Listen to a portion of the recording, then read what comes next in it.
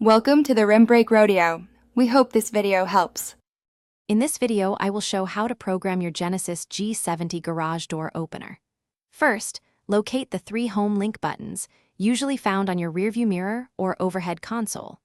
Make sure your garage door opener remote has a new battery for reliable signal transmission.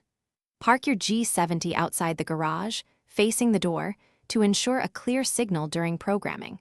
This preparation helps ensure a smooth and successful setup process. Before programming, it's important to clear any existing codes from your home link system. Press and hold the 2 outer home link buttons at the same time.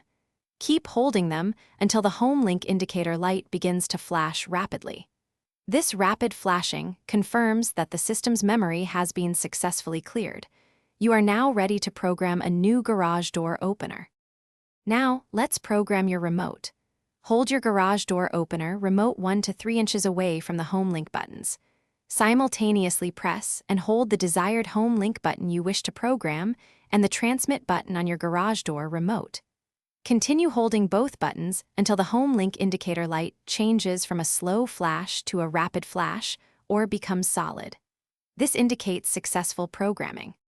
For rolling code systems, you'll need to sync with the garage door motor. Press the Learn or Smart button on your garage door opener motor unit. You usually have about 30 seconds to return to your G70. Once back in your car, firmly press and hold the home link button you just programmed for 2 seconds, then release. Repeat this press and release sequence up to 3 times until the garage door activates. Be sure to check the description for a link to the new Kindle Paperwhite and other great deals. Thanks for watching. Consider subscribing if we helped you.